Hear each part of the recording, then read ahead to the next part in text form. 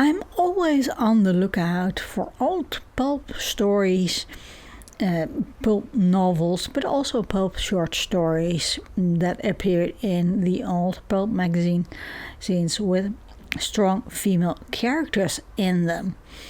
And I often think they are hard to find.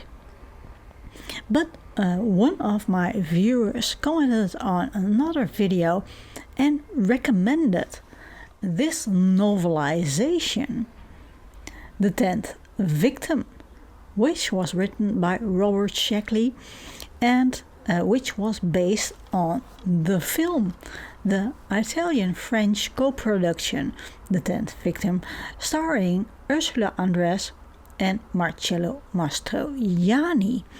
And this film, on its turn, was based upon a short story Sheckley wrote, The 7th Victim, and that was published, I think, in Galaxy Science Fiction pulp magazine.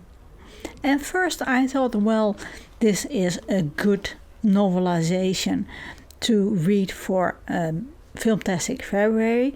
This is a reading event I am hosting in February, hence the name Filmtastic February, which is all about celebrating film in books, fiction and non-fiction, and that is. But I got a copy of this tattered copy I got on the internet, and I was very keen to read it. So I thought, well, GarBaugust is a good idea to read, good excuse to read this novelization. This is Obscure Book Adventures. I am your host Annie, and GarBaugust is all about celebration of pulp fiction, but also pulp trashy non-fiction as well, but mainly fiction, trashy, trashy fiction. I will leave more information about this reading event in the description box below, and you can also find all the host, which is Ollie over at Criminoli, who was the mastermind of GarBaugust, who is the mastermind of GarBaugust. But there are also a bunch of co-hosts as well, and I am honored to be one of those co-hosts. So there are weekly prompts, but there is also a GarBingo card. And one of the prompts on the GarBingo card is novelization. So I could tick off that box. 7th Victim was the short story. 7th Victim was published in the April issue of 1953 of the pulp magazine in Galaxy Science Fiction, and this issue is free and available on archive.org. If you want to read it, I can highly recommend you read it, by the way. And the story is set in the future. World War III has passed and we have survived. Well, the world has survived World War III. But people started thinking, well, if there is going to be another war, this will absolutely destroy the world. We can't have another world war. So, because it's in the nature of mankind, well, some people anyway, people want to kill each other. So they devise a plan, a game. And in this game you can, they legalize murder for this game. And but you can't just kill just anybody. If you hate somebody, you still can't murder them. No, you have to sign up for this game and join a club and become a player in the big hunt. The main rule is that in turn you have to be a hunter and a victim.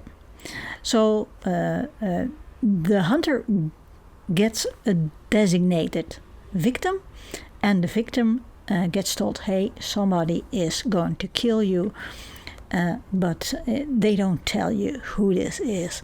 So you have to dodge the killer and you have to kill the hunter, as it were. But the hunter has to kill the victim.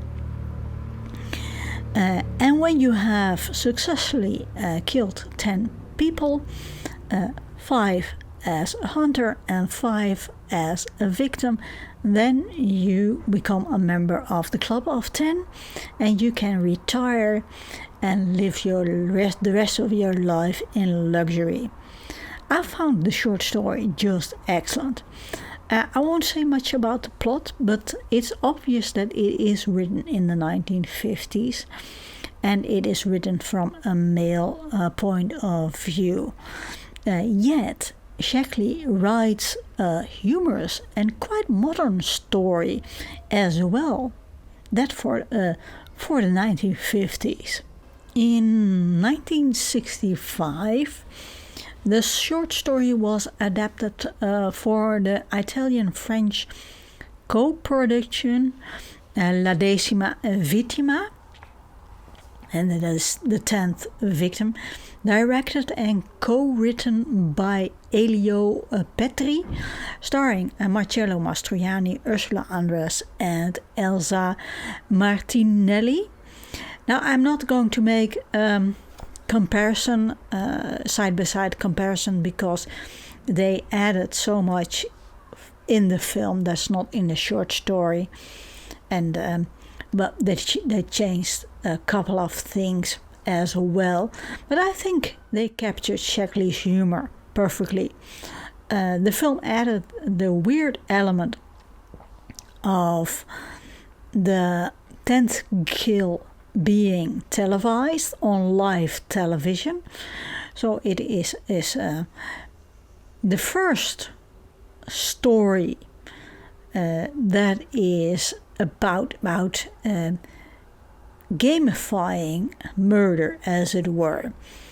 A major change they made was the woman the hunter and the man the victim, and in original short story it was the man who was the hunter and the woman who was the victim.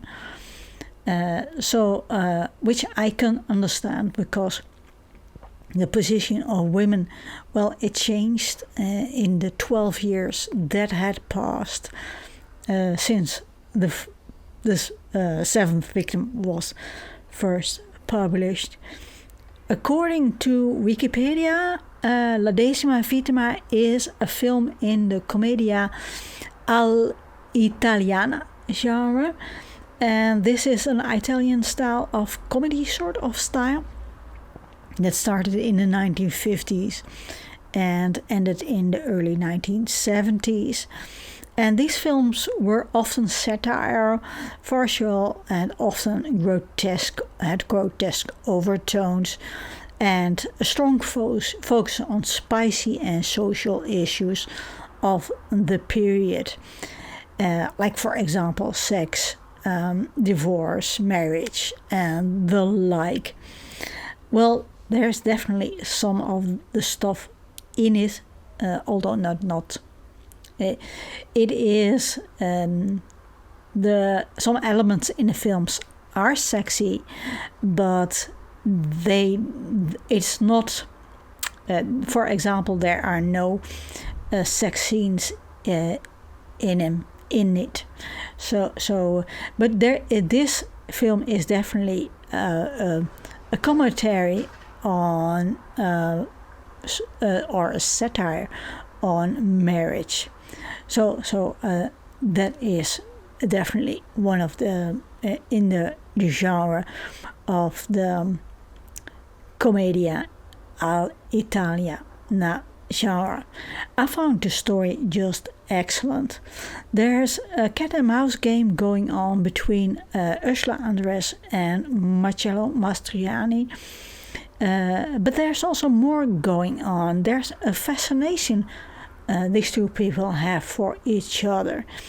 And when you think Ursula Andress is just in this film to be a sexy vamp? Well, think again, because Meredith, Carolyn Meredith, the character Ursula Andress plays, is definitely a strong female character. It's one of the strongest female characters I've seen in a 1960s film anyway. There's this absurdity of commercializing the hunt by making the killing a live TV show. I won't go into detail for obvious reasons, but it's one of the most absurd things I've seen since I've seen Monty Python, well, in film or television anyway. And the first episode of Monty Python was first aired 4 years after La Decima Vittima, the 10th victim, was being filmed. But I must admit, the Monty Python members, they made, before they came together to form Monty Python, they did other stuff, which had also comedy sort of programs, TV programs, that had absurdities in it as well, I must admit. I've always been a great admirer of Marcello Mastroianni, and I think he was absolutely the right choice to play the part of Marcello Poletti. He can say absurd stuff, he can do absurd stuff and keep a straight face, which is absolutely hilarious, I think. I think he did an excellent job. And I think the strength of the film lies in that the script is funny. The actors don't necessarily need to be funny, like for example in a Leslie Nielsen film. Leslie Nielsen? I know, he's the funny guy from Airplane and whatever and Naked Gun and so. I mean that type of humor, which often relies on the actor being funny. And this is definitely not the case. The script is absolutely funny. And they asked Sheckley to write a novelisation of the film, and he did an excellent job in my opinion. He didn't just take the script and turn it into a film. He changed the end a bit. Maybe they changed the film script and he didn't know. I don't know. But I think, of course, in a novel you have more choices and more options. Take, for example, the scene that is set in the Colosseum. It is in the novel and it is really appropriate to have a scene in the Colosseum, but it's not in the film. I'm guessing they didn't get permission to film in the Colosseum. I don't know. But in the film they made the ending at another famous place in Rome, but being it a novel, the Colosseum could very well be in the story, incorporated in the story.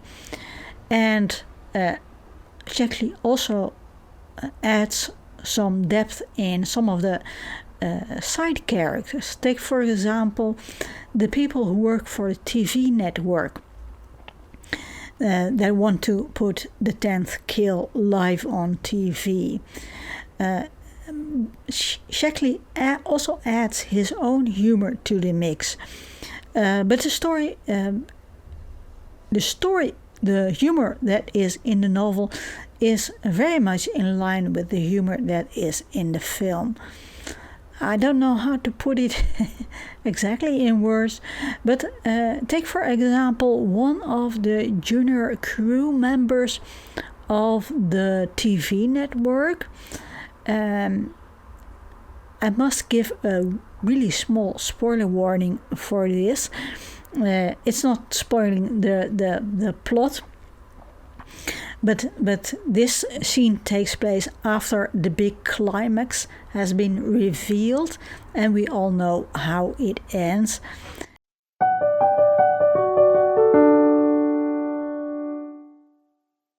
And everybody is fussing, and it is absolutely chaos. And this junior TV crew member of this TV network says something in the like of